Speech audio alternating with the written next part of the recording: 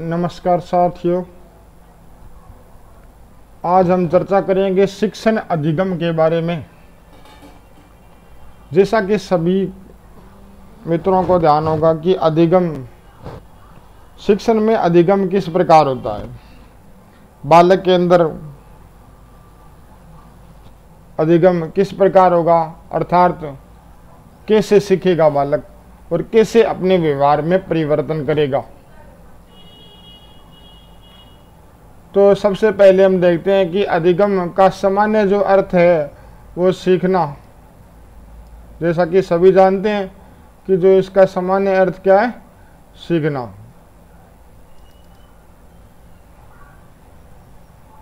तो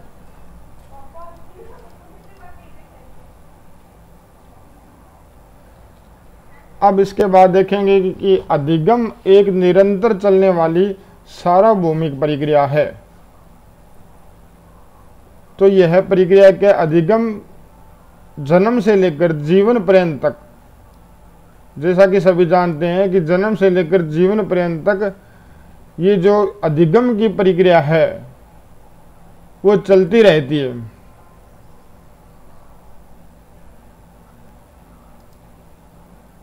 तो थोड़ा सा विराम। उसके बाद अधिगम का अर्थ होता है सीखना और अथवा व्यवहार में परिवर्तन।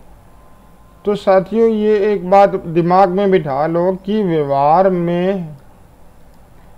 में परिवर्तन होगा तो ही वह अधिगम माना जाएगा।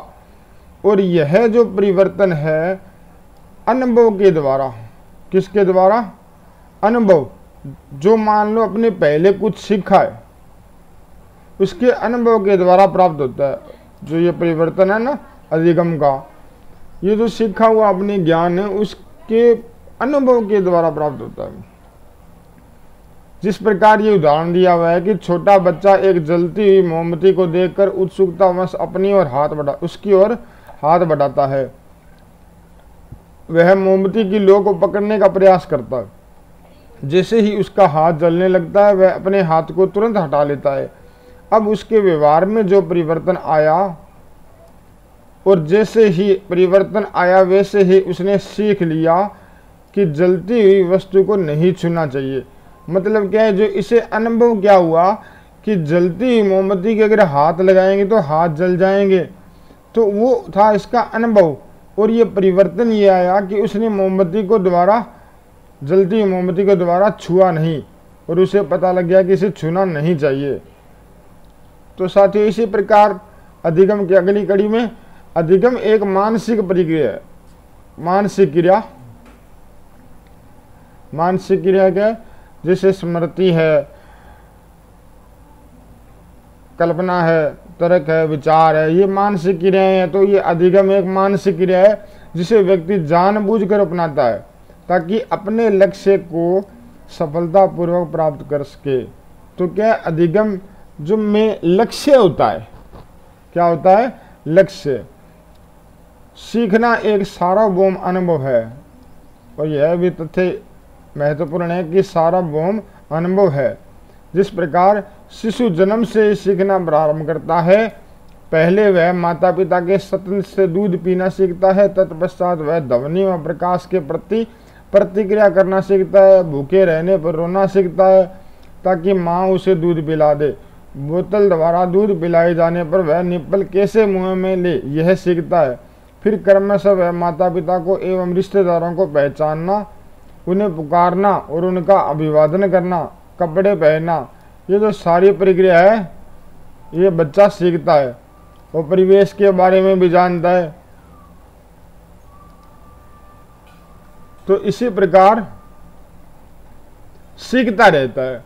और सीखने की जो प्रक्रिया है इसकी जीवन पर्यंत चलती रहती है। अगर हमसे कोई प्रश्न करे कि क्या अधिगम जन्म से लेकर जीवन पर्यंत तक चलता रहता है, तो बिल्कुल सत्य कथन साथियों, अधिगम किसी भी उम्र में किया जा सकता है। अब देखो अधिगम के लिए आवश्यक जो शर्तें हैं। अधिगम अथवा सीखने के लिए प्रथम शर्त यह है कि सीखने वाले की अभिप्रेरणा अथवा सीखने के लिए तैयार होना। मतलब बालक को अधिगम कराने के लिए सर्वप्रथम पहली शर्त यह है कि उसको अभिप्रेरणा दी जाए या सीखने के लिए उसे उत्सुक किया जाए, तैयार किया जाए। अगर बच्चा पढ़ने के लिए तैयार ही नहीं है तो उसे अधिगम कैसे कराएंगे? तो उसे पहले अभिप्रेरणा देकर उसे उत्सुकता से उसे तैयार करेंगे पढ़ने के लिए, उसके बाद ही उसका अधिगम कर सकेंगे। दूसरी शर्त यह है कि बहु अनुक्रिया करना है, बहु अनुक्रियाएं करना, अर्थात प्रयास और त्रुटि, जो कि आपने थारंडाई का सिद्धांत पढ़ा है ना, उसके अंदर क्या है, प्रयास करते हैं, बार बार त्रुटियां करते हैं तो उससे कुछ सीख जाते हैं हम। यदि हम पेड़ से आम तोड़ते हैं तब अनेक बार पत्थर मारते हैं और किसी प्रयास में आम टूट कर नीचे गिरता है, तो हमें यह क्या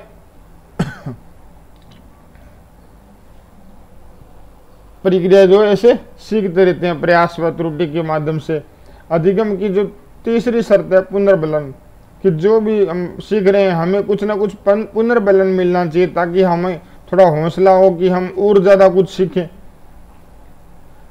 यदि हम कोई कार्य सफलतापूर्वक करते हैं अथवा सीखते हैं, यदि हमें सही अनुक्रिया के लिए पुनर्बलन प्राप्त हो जाता है तब हम उस अनुक्रिया को पुनः दोहराना चाहेंगे। अगर हमें क्या है, हमने सही अनुक्रिया की तो हमें सकारात्मक पुनर्बलन मिलता है तो हम उस अनुक्रिया को दोबारा दोहराएंगे। और अगर हमारी जो अनुक्रिया है वो गलत है और उसके लिए हमें नकारात्मक पुनर्बलन मिलता है तो हम उस अनुक्रिया को नहीं दोहराएंगे। ओके। चतुर्थ शर्त यह है अभ्यास। यदि हम किसी कार्य को एक बार करना सीख लेते हैं एवं उसे पुनः न करें तो हम उसे भूल जाएंगे। यदि हम उनका अभ्यास कर लें तो हम जब कभी भी उस कार्य को करेंगे तो आसानी से कर सकेंगे।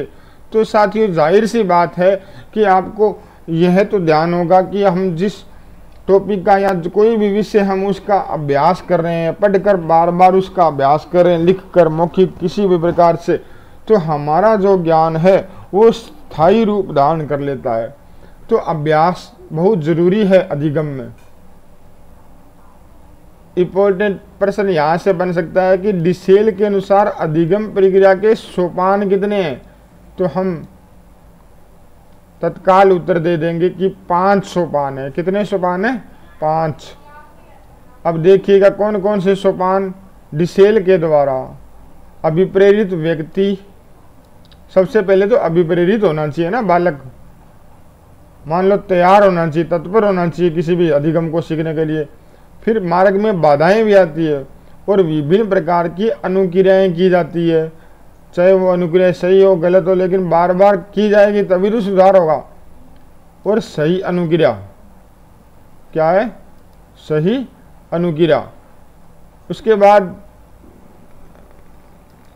हम देखेंगे कि 5वां जो इसका जो है उद्देश्य और लक्ष्य प्राप्ति। उद्देश्य और लक्ष्य प्राप्ति तो क्या है कि उद्देश्य और लक्ष्य प्राप्ति, हमारा कोई ना कोई अगर लक्ष्य होगा या उद्देश्य होगा तो ही बालक अधिगम अच्छे तरीके से कर पाएगा, क्योंकि उसे कुछ ना कुछ पुनर्बलन मिलेगा कि हमें ये लक्ष्य हासिल करना है और पुनर्बलन लेते हुए वह उस अधिगम को ज़्यादा से ज़्यादा सीखेगा। तो साथियों, अधिगम के अर्थ और अधिगम के संदर्भ में आज हमने जाना। अगले वीडियो में हम अधिगम की परिभाषाओं के बारे में, जो महत्वपूर्ण परिभाषाएं दी हुई है, उनके बारे में अध्ययन करेंगे। धन्यवाद दोस्तों।